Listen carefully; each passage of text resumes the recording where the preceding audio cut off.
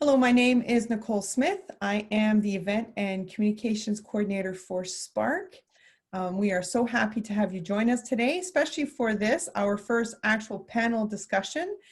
We've never actually held one of these, at least not since I've been doing these online events. So we are so thrilled to be able to do this and provide this for you today. I'm very happy to have with us three entrepreneurs that are actually all associated with Spark. Some of them have graduated, some of them are still with us, but all of us are connected through this whole journey of entrepreneurship. And so with me, I have Christine Monfries of Monfries Rum Cakes, and she's easy to distinguish because she's wearing her little hat with it. So if you just want to give a quick wave, Christine, that'd be great. There she is. And we have Anna Schmoll of Rose Hill Lane Inc. And there she is. Yes, hello, Anna. And Waleed Al-Hilali from Zoom Zoom Rideshare. Hello. Hello. So we are so thrilled to have you guys. Thank you guys for agreeing to be with us. I know you guys are busy with your individual businesses, but this has been a very unique time for everybody. And I appreciate you guys being willing to share your story and your journeys. So now in the last few months, as everybody knows, things have just gotten crazy because COVID-19 came in at a time when we didn't, really expect it, and the world stopped very surprisingly for everybody. So before COVID-19, before everything came to the roaring halt that it did, how was your business doing prior to COVID-19? I'm going to ask Waleed to answer that first, then we'll go to Anna and we'll finish with Christine. Thank you. Thank you. How's everyone doing? Hope everyone's well. So we were doing actually pretty good before the whole COVID-19 situation. We had our mobile app running. We just launched our app back in August 2019. We secured a few partnerships in the region and we were doing good. We would even reached high numbers to hiring 200 drivers in the region. And everything was progressing. We didn't even see that COVID was going to happen. It was just non-existent. And we were just going with everyday flow. So we were just taking it for the present moment. So it was doing good. It was doing well. Revenues were coming in. Team was good. Everything was working well. And once that March hit, it was just like everything went sideways. So and then we had to reestablish and do other new things. But prior to that, it was great. It was doing very well. Okay, so COVID brought everything to a screeching halt for you guys. Yeah. Yeah. Sure. Okay, well, Anna, how about you guys? How are you doing? Yeah, so prior to COVID-19, Rose Hill Lane was experiencing constant and steady growth. We started in August of 2015, and it's our 5-year anniversary this month. We had been integrating more and more every month with Niagara Health and community partners such as pharmacies and doctors, the Alzheimer's Society, and palliative care teams. We even started to partner with the LINs on some of their assignments that aligned with what we were doing. So we had some really exciting things starting up. And in addition to that, we were settling in with a new space within Spark Niagara facility. And the purpose of that and my goal with that was to begin creating more educational opportunities with our personal support workers, family members, and partners so that we could start to build community around elder care. So those were sort of the things that we had started to work on prior to COVID. Well, that all sounds very, very exciting. Mm-hmm. And congratulations on your 5th anniversary. That is huge. Congratulations. You. That is great. Yes. Okay. Now, Christine, how about you? Okay. Well, for me, business was picking up. As you know, started at Spark Niagara at the Zimmerman location, and then we got moved to the other location on Queen, and that was, when was that? Late last year, or early this year. And then we were making preparations to move into our own location further up on Queen Street. So we're making those preparations, and we had a grand opening scheduled for April 1st. And of course, that did not happen. Had my pamphlets made up and everything. The word was getting out. And before you know it, we were under lockdown. So yeah, it was total shutdown from there. Yeah, absolutely. And my heart broke when that shutdown happened and I knew your grand opening was being severely affected. But it's just a great segue to our next topic of conversation. So what actually went through your mind when all of this, started happening and shutdown happened, and then, what was that initial reaction when shutdown happened, Christine? Um, wow, it was like, okay, this is really going on in the world. um, I I guess it was just time to reflect. Um, we had that time to just stay indoors, and it was just a matter of reflection and what happens now. That's pretty much where I was at. Okay, that's good. And Waleed, what about you? For me, what was going on in my mind was, it was just how to be calm about the situation and how to adapt. So our mobile app was just starting out. So it was just fairly new. People were just getting on it, but we already had another service running. So we had a dispatch based service already operating. So for me, it was just, if that was already running, there was another revenue, a stream of revenue coming in. And that one was doing okay, but it wasn't doing great as the dispatch, because the dispatch was launched back in 2012. So it was just having multiple streams of income coming in, which kept me really calm and figuring out later on, okay, how do we adapt and how do we move forward? Okay, perfect. And Anna, your first impressions as to when this whole thing happened. Yeah, so the very first thing was, as a part of the healthcare community, we were impacted very quickly. And as we moved into March, we started to see the effects of the restrictions on our clients, our community partners, such as long-term care homes and retirement homes, and our workforce. The very first question that came to my mind was, how will I continue to give care to the vulnerable people who need it? And what choices were those individuals going to be faced with now that COVID-19 was a very serious threat to their wellness and their safety? Our clients are the most vulnerable population and at risk to COVID, and they were faced with making decisions about exposure or receiving the critical daily care that they needed. They were put in a really difficult situation for a few months there. So that was my first concern, was how was I going to get care to these vulnerable people and provide them the security that they needed? And then the secondary consideration was that this felt like a giant step backwards for us. We had serious concerns about how we were going to rebuild our workforce, which was hugely affected by childcare shutting down. So that was a really unexpected curveball for sure.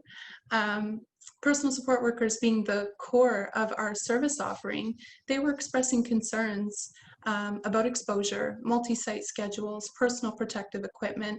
And of course, at this time, we didn't know how COVID was going to behave and all of its implications.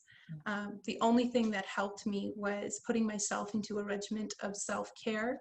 I knew that I had to be ready to take shifts and cover those who were unable to work, whether it was a general illness, a childcare issue, exposure to COVID, actual COVID, rising general concerns and anxiety, people that just didn't feel safe going to work. So there's a multi-layered answer there for me. Yeah, wow. I mean, for all of you guys, it just sounds like it was quite the we got to stop and figure this out, like where do we go from here kind of a thing, and a lot of concern for yourselves and for your companies. So what in the world, so it happens, and then next thing you know, you're like, okay, they're shutting down, they're saying 2 weeks, next thing you know they're saying 4 weeks, next thing you know it's a month and a half, and the deadlines just keep extending and extending and extending. So I mean, at some point something had to be done. So what was your reaction towards the deadlines being extended over and over and over again? And at what point did you decide, I got to do something or else I'm going to drown in this? Mm. Myself? Start with Waleed. That's a very good question. For me, it was so what we had to do essentially was just adapt like right away. We adapted by launching. Well, we do. So I tell every entrepreneur to do stress tests to see where the world is going, what people are doing, and be ahead of the game, be ahead of your industry, and see what you got to do to adapt, just in case anything does ever happen. So I give an example, like for example, when Apple brings out new iPhones out, they test it. Car manufacturers, they test their cars. The same thing applies to every entrepreneur when it comes to their business. You got to stress test before bringing it to the marketplace. And so what we did in the beginning, I think it was by March 27th, we just launched our essential services and food delivery. And we just started putting on drivers because a lot of the ridership decreased. So not a lot of people were going home. They were stay-at-home orders and people were not moving. But the deliveries for food and essential services was going up. So we just adapted and said, hey, we launched this and started doing partnerships with a few restaurants, pharmaceutical pharmacies here in the area, and we just started driving business. And a lot of restaurants at the time, so for example, like DoorDash, Skip the Dishes, Uber Eats, they charge a merchant fee. And a lot of businesses weren't seeing any, because they had to close down, weren't making money like before. So what we did was essentially just charge them flat fees and to do deliveries and not charge them anything to be able to call us for those deliveries. So we were just getting calls every single day from a bunch of restaurants that needed deliveries. And that kept the drivers busy, kept it afloat, and kept the business afloat too. Fantastic. Wow, that's great. Christine. I kind of went the same route as Waleed. You know, I had to do something. There's no way I could sit home. I had to do something in order to make money.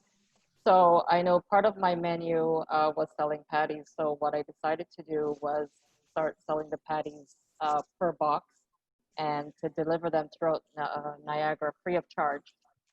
So that went very well. I met so many people. I drove through some beautiful neighborhoods. You know, I got so busy that I had to, like, I couldn't be going from Fort Erie to Grimsby in one day. I had to like break it up into sections. So it was fun. I enjoyed it. So yeah, that's what I ended up doing. Wow, that sounds great. And so I just, as a result of that, do you feel that you put Monfreeze rum cake in the minds and thoughts of maybe some new clients just because you were willing to drive out to Fort Erie and Grimsby? Definitely. Okay. Yeah. Fantastic. Anna. Yeah, so in regards to the deadlines being extended or announcements being made on the news, I had to kind of keep that off to the side. And I just needed to make sure that I went back to the basics, maintained strategic communication with my team and my clients. I stayed focused and present on the tasks at hand. I could not afford to allow myself to get overwhelmed with the what ifs in this pandemic. And I think everybody had sort of a really heavy sense of what could happen here 2 months, 4 months, 6 months down the line. This just wasn't an option for me and for any entrepreneur that wanted to remain effective day to day. So I set out a map of things that I can control, like self-care.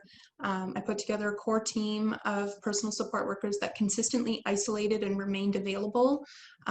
Their commitment and dedication to their clients, regardless of understanding COVID, was amazing to see. And we're so proud of our team for how they showed up every single day and did their job every single day, even though there's a lot of what ifs sort of floating around out there. And I made sure that I was available for shifts, as I mentioned prior to. In terms of what I decided needed to be changed or how I adjusted things, you know, as our clients chose to isolate for fear of COVID, we ended up with a lot of PSWs that were available. So we built a service offering for long-term care nursing homes throughout the region. And we felt a sense of urgency and responsibility towards those personal support workers that were working in very short-staffed, very critical situations within nursing homes. So we responded by filling those positions just short term until that nursing home could get back up to full staff. We got ahead of personal protective equipment requirements, not because they were mandated at the time, but because the work that we do demanded that we do it with greater care and safety. So there's, no more a personal service than toileting an individual or feeding an individual. You can't social distance in that setting. And so personal protective gear was really important for us to be able to continue our work safely and successfully, and to continue that trustworthy, reliable relationship with our clients. Actually, the PPE guidelines emerged several weeks after we had already started to implement. So that was nice to know that you're on the right track.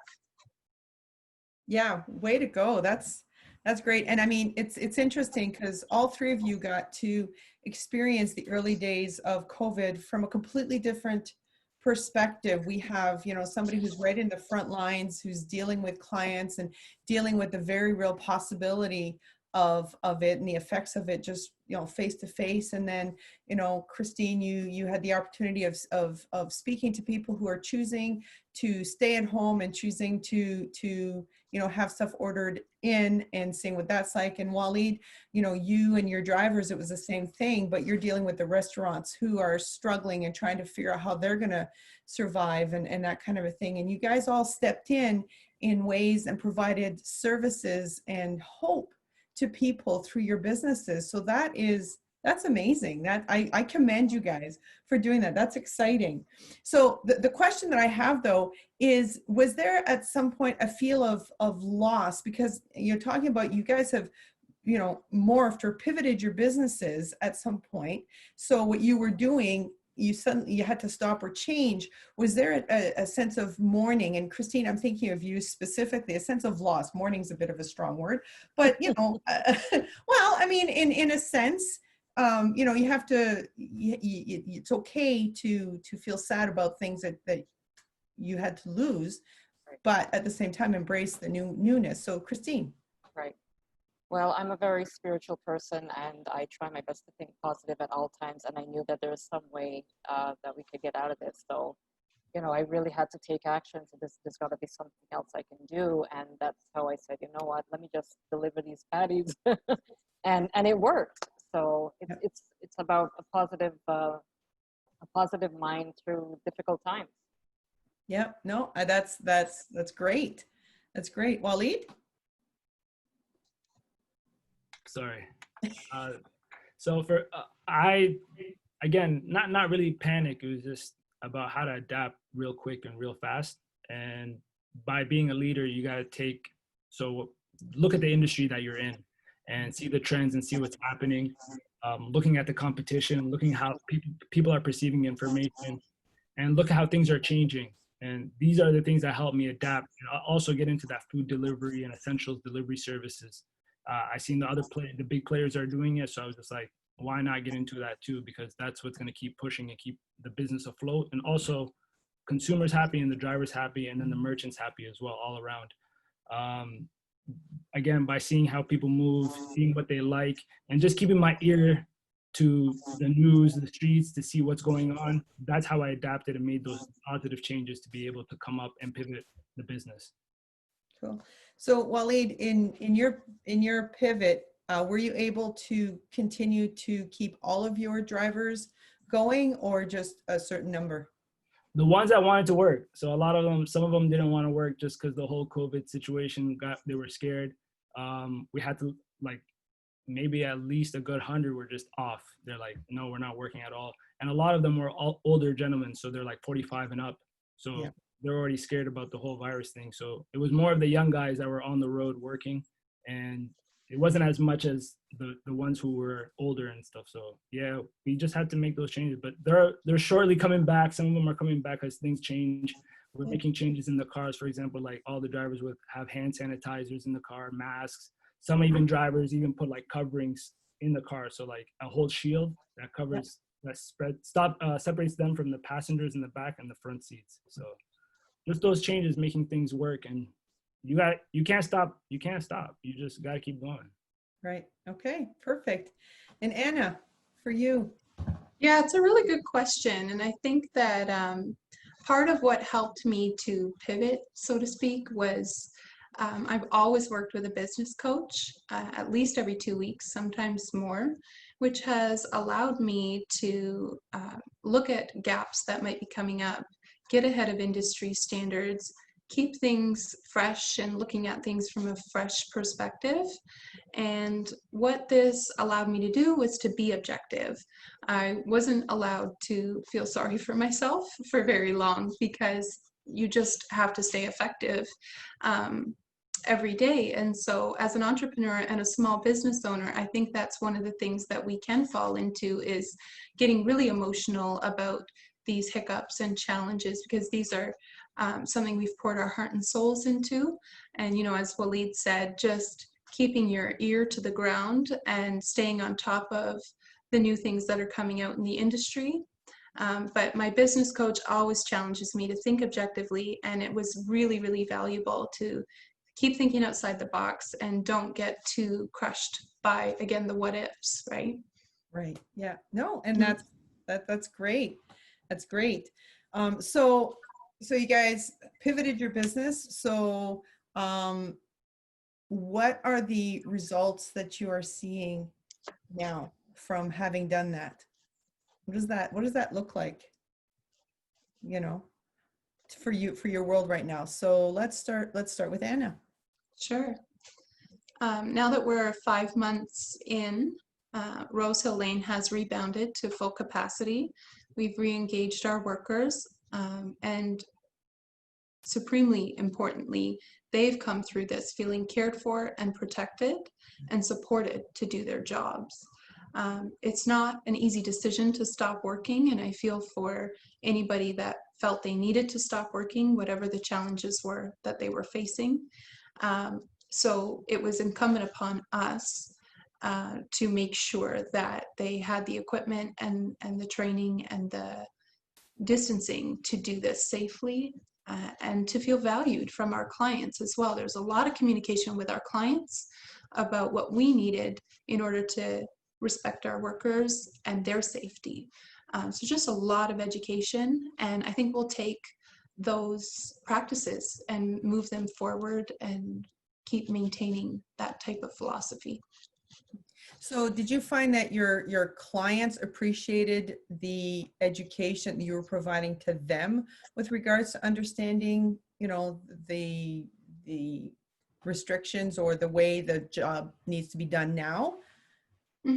Yeah, that's a good question. So I think that for our elderly clientele, the news being their main source of information on this, it was really important that they could speak to someone that they know in the industry and feel reassured by the actual numbers going on in the region, actual cases of COVID, where those cases were, and just someone to talk to. So lots of times we would drop off groceries. We did little appreciation moments to brighten their day where we would drop off flowers, things that they couldn't necessarily get out to experience themselves. And so just providing little moments of support to brighten their day became an important part of our strategy, but also just being available, touching base every few days. How are they feeling? Screening for symptoms. Do you need anything? Any supplies, groceries, anything from the pharmacy? And by keeping that avenue open in case they needed anything, whether they were currently getting service or not, it just made them feel more comfortable to ask questions. Okay, that's great. Mm-hmm. Christine. Okay, so for me, I had to revisit my business plan, and that really helped because I was able to make an addition to my menu list, and from there, it got me to start working on an e-commerce site. So I have created rum cakes in a jar, which are more shippable than sending the actual rum cake by itself. So I'm currently working on an e-commerce site, hopefully to have it completed by the end of next week, and see if we can get them shipped out throughout North America. So at least we'll have that source of income coming in and not necessarily depend on sales from the brick and mortar. Wow, that is great. Now, you said that you had been delivering patties to people across the region. Have you seen any of those customers, or have you heard from any of those customers since? I sure have, yes. So they're slowly coming out. Ah, And it's just a pleasure seeing them again. And yeah, I have these customers for a good while now. that's great. So I remember there was a commercial from when I was a kid that said, it's worth the drive to Acton. So I guess now the saying is it's worth the drive to Niagara Falls or to Queen Street, right? Yes, that's right. That's fantastic. Okay, Waleed. For me, it was the restrictions when they got lifted here. So once we came into stage 3, the ridership demand started increasing. So and drivers started coming back. They were more comfortable. Also, this whole COVID situation opened a lot more doors for the business as well. So we got into the food demand, the food deliveries, and also we got into commercial deliveries where we had clients ordering things from Canada that needed it to get into the US. So we applied to get approved to do commercial deliveries back and forth from Canada and the US, and that opened a whole new business for the company. So these are things that this whole COVID situation let things happen. Before, we were just all running around, not really focused, and just every day, you're just on the same regular routine. But this whole thing with the slowdown allowed me to step back and see, okay, how can we adapt and what can we add? And these things open new doors for the business, and it's only gonna go up from there, because you get the opportunity to innovate everything that you started and make it better as you progress. So it was good. It was real good. I had things I've never had before done. So it was a great experience these past 5 months.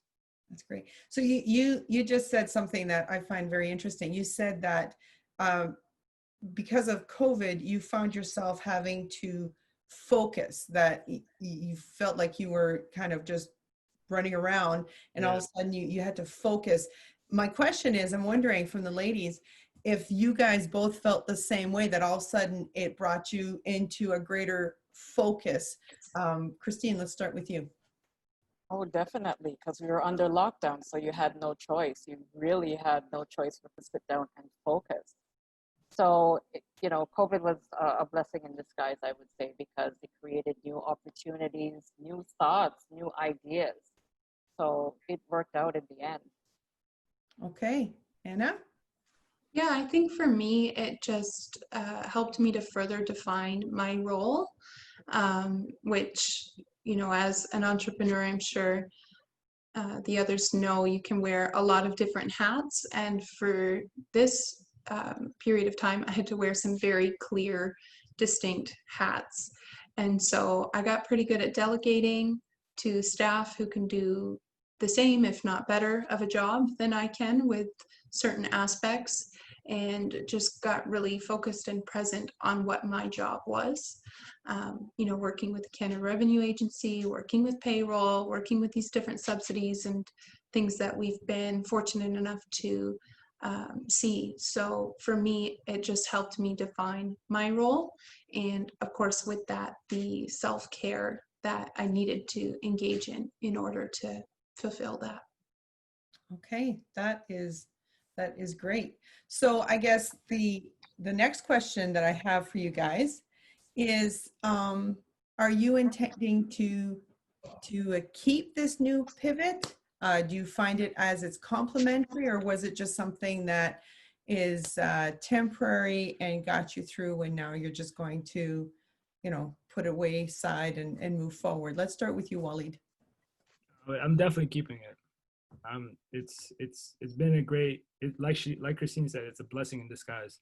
So all these new ventures, all these new revenues coming in, it's been a great time. And like I said, it's not going anywhere. It let me open new doors for the business and more opportunity for the people who are working, more opportunity for the business and growth. So it's been definitely good.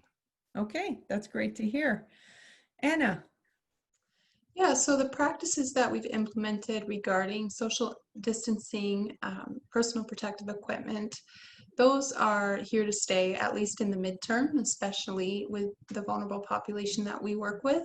And I think we can use these practices as different types of outbreaks might come up.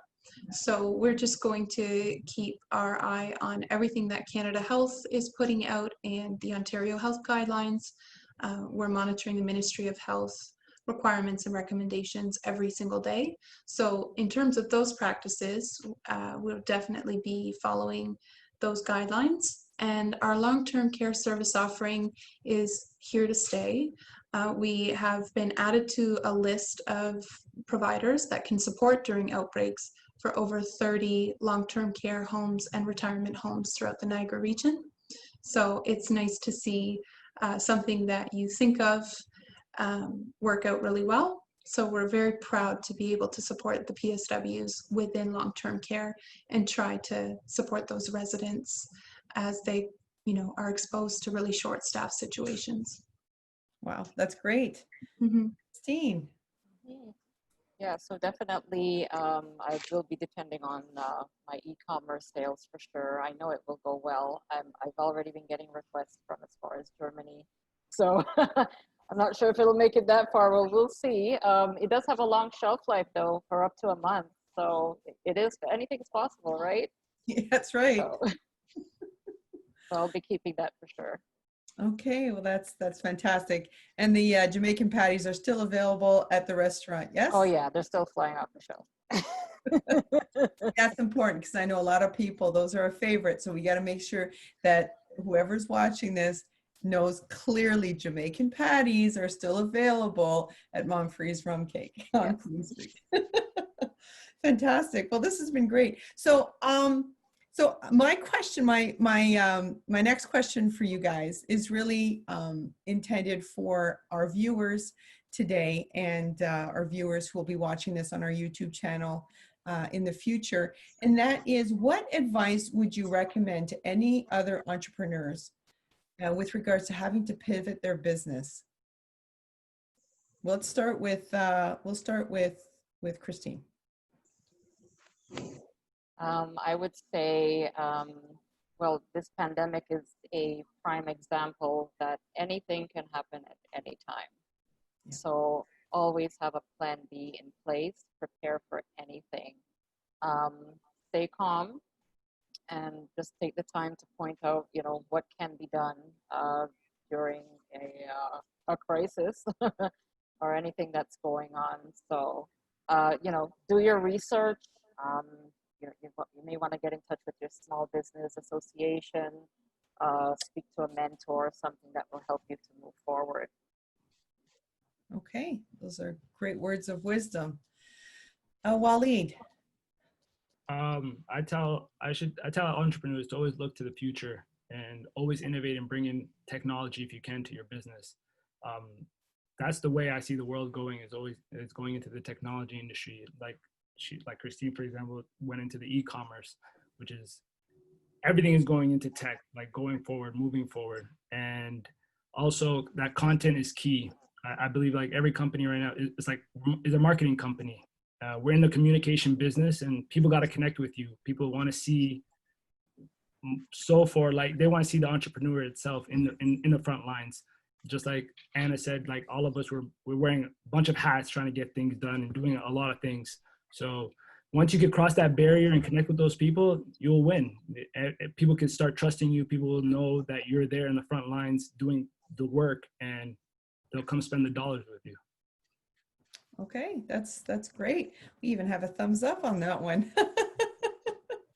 Anna. Oh, that's a really good question, and advice I would give to myself 5 years ago or anybody else looking to start their own business is practice self-care. You have to put your own oxygen mask on before you can take care of the person sitting next to you. Be open to coaching and mentorship, like Christine mentioned. Get connected with different mentorship organizations or a coach in your area to give you that objective perspective, and speak up for yourself. I have Wayne Gates' personal cell phone number, and he hears from me quite regularly. So you can't be afraid to advocate for yourself, your company, your employees, and your clients. Remember that sometimes your voice is the only one that's speaking in the industry regarding industry standards. Like Waleed said, the future of your industry. If you don't stand up for your workforce and your client safety, it may not be highlighted throughout your industry. So don't be shy and speak up and advocate for what you see. Okay, wow. I think Anna's given us a new either Instagram quote, t-shirt quote, whatever. Put your own oxygen mask before you help others. I love that. I think that is a keeper. Put your own oxygen mask. Now, every day when we have to put on our masks, because we have to do that here That's what in that the is. region, we're going to remember Anna's quote of put on your own oxygen mask before you go helping others. That is great. Wow, you guys have had quite the adventure, and you guys have been able to rise above, and that is great. And I'm hoping that by sharing your stories, that people can be inspired to realize that a challenge is just that. It's a challenge. It's an opportunity to be able to you know, move forward, or to try and think outside the box, or to try something different, something maybe that you've been kind of thinking about but have been afraid to do, or even something that you never thought about, and all of a sudden you're like, oh, well, you know, got nothing to lose now, try it, right? That's you know, I'm really glad for that. Now, for people who have been watching, now is the opportunity for you guys to come and ask questions to any of our three presenters here today. We do have a quote here in the chat, and so if you have a question, what I would like you to do is please write your question in the chat, and we'll be happy to ask. If it's a question for all three, I'll ask all three. If it's a question for one specific person, just name the person that you're intending the question for. So in the chat right now, we have a quote that says, best tip I would give to be tracked, best tip I would give would be to track everything, especially if your business is online. But even if it's not, start with sales per product, and keep track of everything in the process of the pivot. That is another great thought. Thank you very much for that from our viewing and listening audience right now. So does anybody have any questions who is with us right now? Thoughts, comments?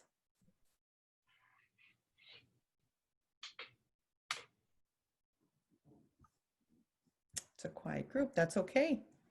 That is okay.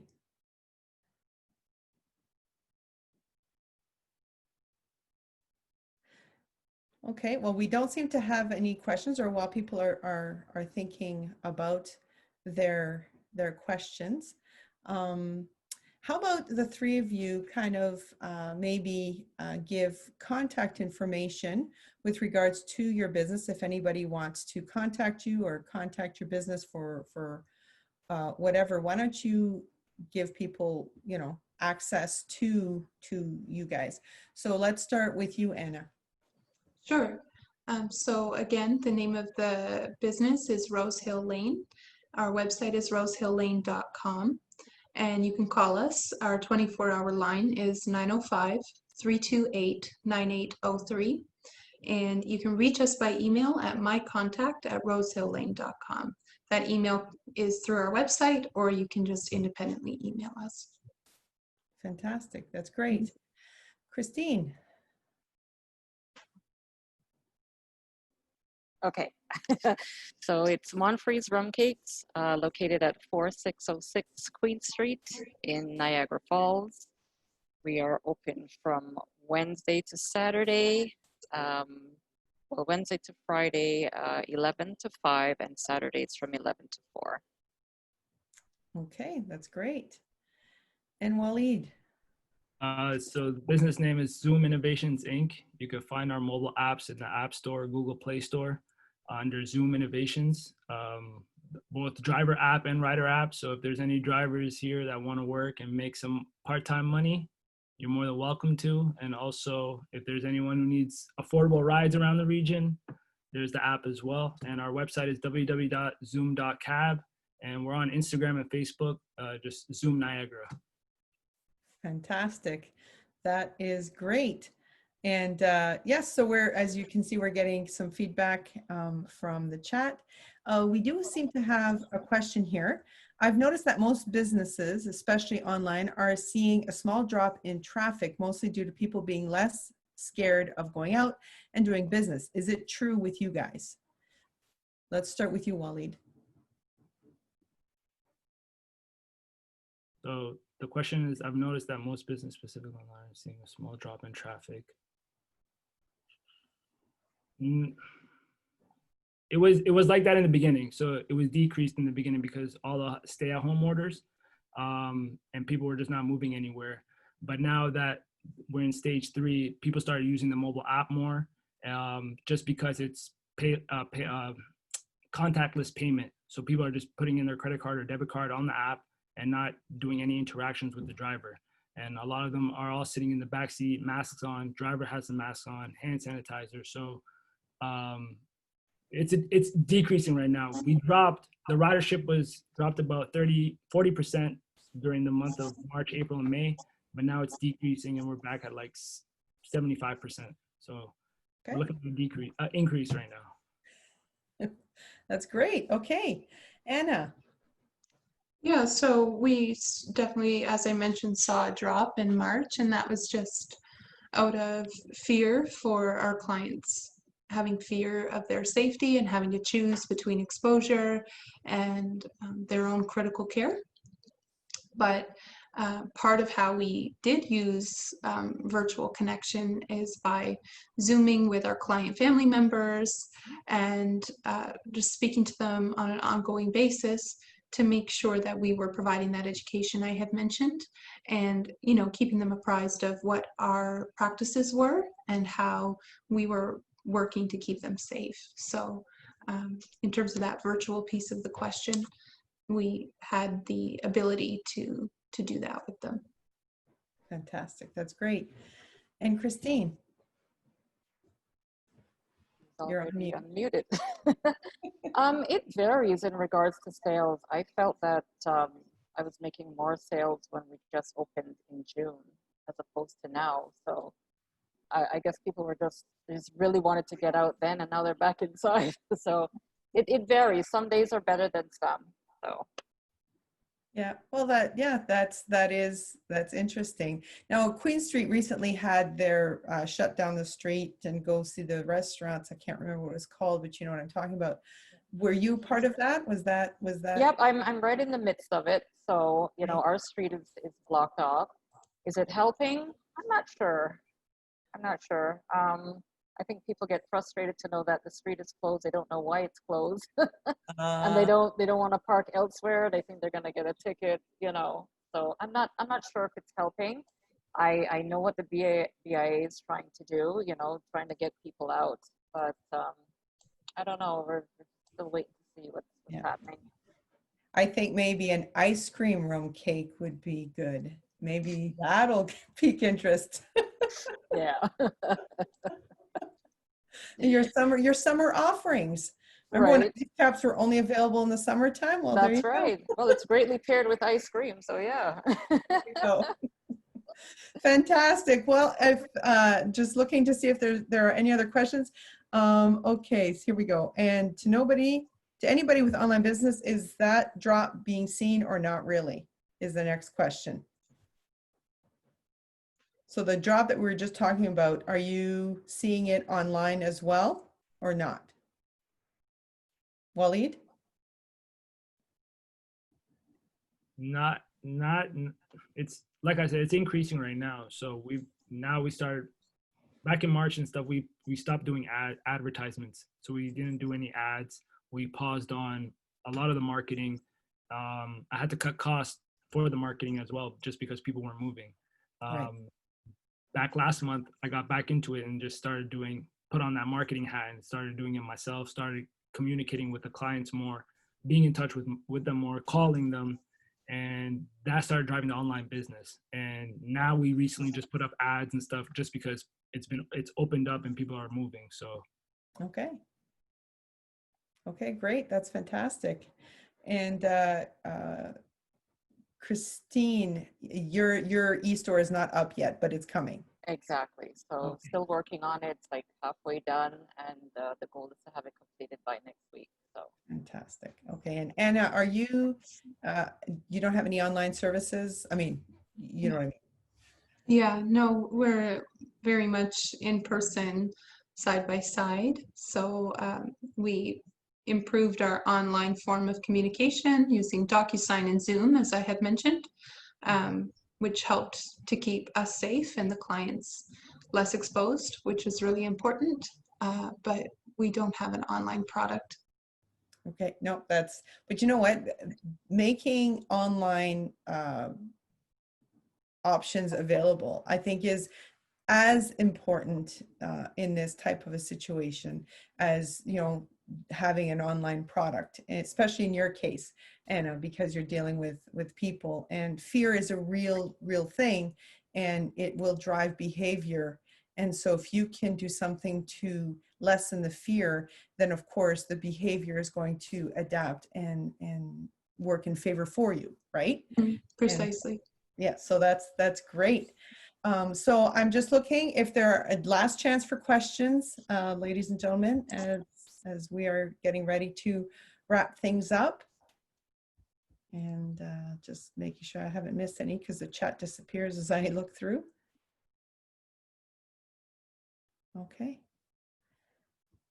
Well, there doesn't seem to be any other questions. I want to thank you, Waleed and Anna and Christine, for being willing to come and share your stories and inspire everybody. And I'm thrilled to hear that your business is doing well. And I wish you continued success as you continue to move forward with all of these new changes and new adventures. Thank you for the words of wisdom that you shared with all of us. And I want to thank you, those who have attended and those who are going to be watching on our YouTube channel, for joining us. I hope that they have inspired you. I hope that they have allowed you to maybe realize that there are always other options, and sometimes you just need to stop and wait and pause and think it through.